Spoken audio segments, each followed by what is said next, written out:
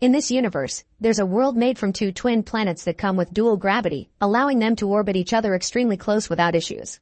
There are 3 natural rules that keep everything in order. All matters are pulled only by the gravity of their planet of origin. An object's weight can be offset using matter from the opposite world, which receives the name of inverse matter, and matter in contact with inverse matter starts burning after a few hours of contact. These 2 planets are so close to each other that they have become each other's sky views. They also keep the 2 classes separated. The upper world is rich and sophisticated, full of technological advances for the upper class to enjoy, while the lower world is dark and poor. The upper world exploits the lower world's resources for its own benefit, and they own the only company that has a building connecting both planets, called Transworld. In this company, people from different worlds are allowed to interact for the sake of work, and it comes with its own facility for the rich people to enjoy alternate gravity for the sake of curiosity. Outside this building, people from different planets aren't allowed to interact, and the law will punish them if they do so. It's in an orphanage in the lower world where young Adam lives after he lost his parents to a trans-world factory explosion that destroyed half the city. His only living relative is his great-aunt Becky, who Adam visits on the weekends, getting to enjoy her flying pancakes. The secret behind these pancakes is in a book that Adam will inherit someday. It turns out Becky uses pollen from pink bees, who pollinate flowers from both worlds and live in the Sage Mountain. One day, Becky sends Adam to that mountain to collect pollen, and he gets to climb to the highest point, allowing him to touch the upside-down rain from the other world. When Adam throws a toy plane up, it falls on the upper world and is caught by a cute girl that instantly becomes his friend. From that day on, the 2 of them keep on meeting there, and once they become teenagers, Adam and Eden start a romantic relationship. Adam always uses some rope to bring Eden over to his world. That way they can kiss, hug, and share food from each other's home. One afternoon, while Adam is taking Eden for a run through the woods, they are found by a group of guards that open fire on them. Adam rushes back to the mountaintop and tries to send Eden back to her world using the rope as carefully as possible, but when one of the bullets hits Adam's arm, the rope slips from his hands and Eden falls on the ground, hitting her head. After crying his grief out, Adam returns home, where he has to watch how Becky is arrested and her house is burned down. 10 years later, Adam works in a mechanic's shop with fellow orphan Pablo under the mentorship of their boss Albert. When he has free time in the shop, he works on developing an anti-gravity formula for facelifts by using pink bee pollen. Unfortunately, so far it only works for a few seconds because the equipment he needs to advance can only be found in the upper world. One afternoon, Adam is watching television when she discovers Eden is still alive and working for Transworld, so he decides to get a job there as well to get a chance to meet her. By showing them his experiments with anti-gravity matter, he quickly gets the position, but Adam is also reminded he shouldn't interact with people from the upper world for anything that is not job-related, and that if he steals any of the inverse matter he'll be given for his research, he will get in serious trouble. When Albert learns about this turn of events, he is furious with Adam, considering him a traitor for teaming up with the company that has destroyed their city.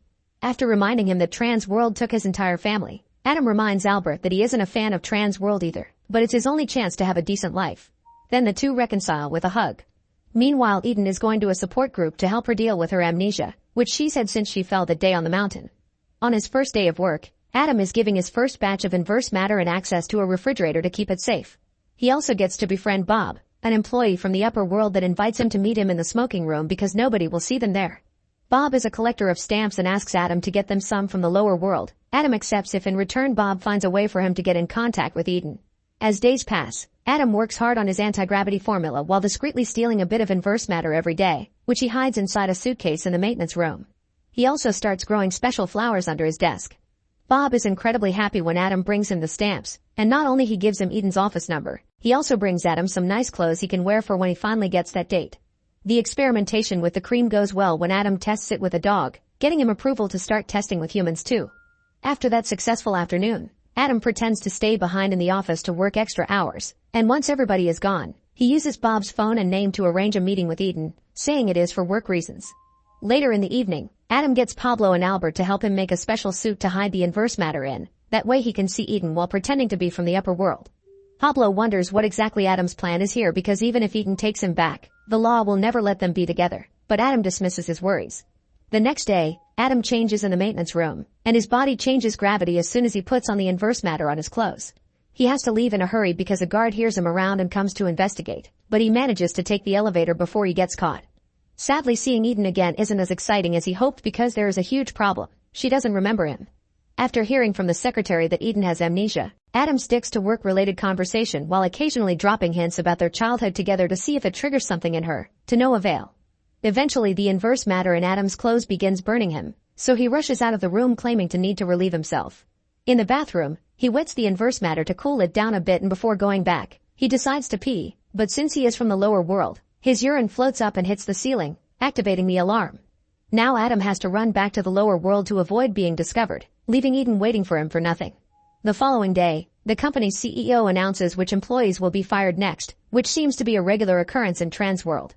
The list of employees includes poor Bob, who is told it is time for him to retire after 31 years of service. At the end of the day, Bob says goodbye to Adam and gives him a box pretending it's extra tools for his experiments, but he actually includes his ID so that Adam can leave the building through the upper world door. After Bob is gone, Adam uses his phone again to contact Eden and ask her out on a date. Using the inverse matter suit and Bob's ID, Adam gets to visit the upper world for the first time and is amazed by the way technology can be found in every corner.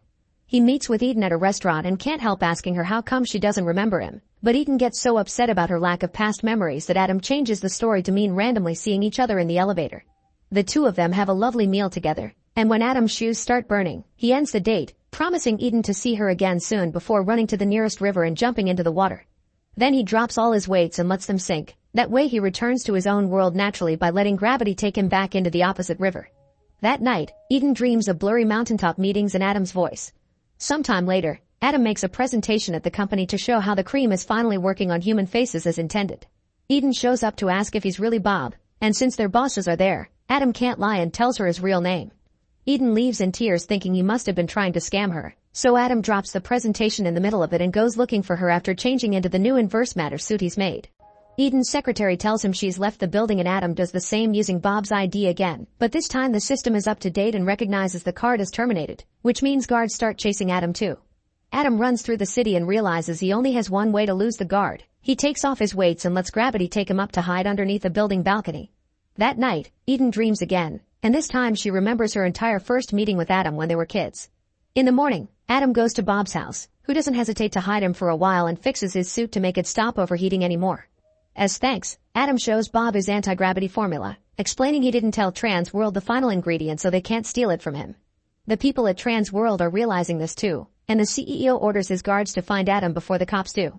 A few moments later, Adam visits the same restaurant and is pleased to find Eden waiting for him because she finally remembers it all. The couple reunites with a kiss, but unfortunately their sweet moment is interrupted by the police coming after Adam, forcing him to escape through the window and lose his weights again to let gravity take him back to his own planet. While reporters on TV cover the story of a fugitive from the lower world, Adam returns to the mountaintop, which is the perfect step to take because Eden does the same on her side. The couple reunites once again when Adam jumps over with his inverse matter suit and they get frisky while they float around thanks to their combined gravities. Shortly afterward, the guards find the couple and begin chasing them through the woods, thus Adam decides to take off the inverse matter weights and grab Eden to take her with him as his planet's gravity does its thing. They end up stuck inside the old abandoned structure of a zeppelin, and when Adam is accidentally hit by a bullet, he urges Eden to let go of him so she can save herself. Eden ends up being arrested, and Adam miraculously survives by landing on top of a tree. As Adam makes his way back home, he's approached by two agents sent by Trans World that leave him an ultimatum. If he gives them the complete anti-gravity formula and promises not to contact Eden again, then they will drop all the charges.